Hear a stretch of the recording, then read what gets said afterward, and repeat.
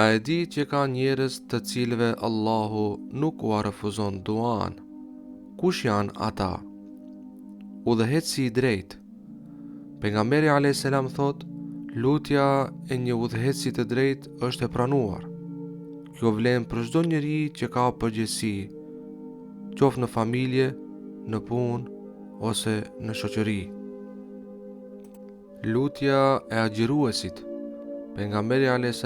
thot, agjëruesi ka një lutje, një dua në kohën kur çel iftar, e cila është e pranueshme. Andaj, shfrytëzoje momentin para iftarit. Mos e humb atë minutë pa dua, pa lutje. Lutja e prindrit për fëmijën e vet. Pejgamberi a.s. na mëson se lutja e prindrit për fëmijën e tij nuk refuzohet. Ajo është lutje e dashurisë së pastër.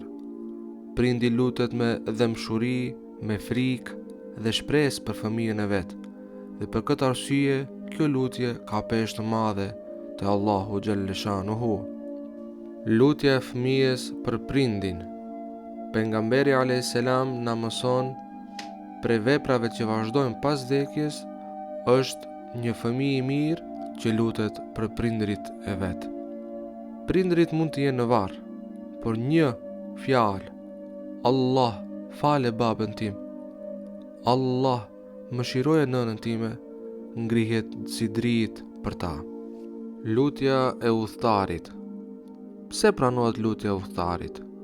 Sepse ai është në gjendje nevoje dhe për ulësie, është larg rehatisë, larg shtëpisë, por zemra e tij është e lidhur me Allahun. Prandaj, kur të jesh në rrugë, mos e haro dhe mos e humb duan.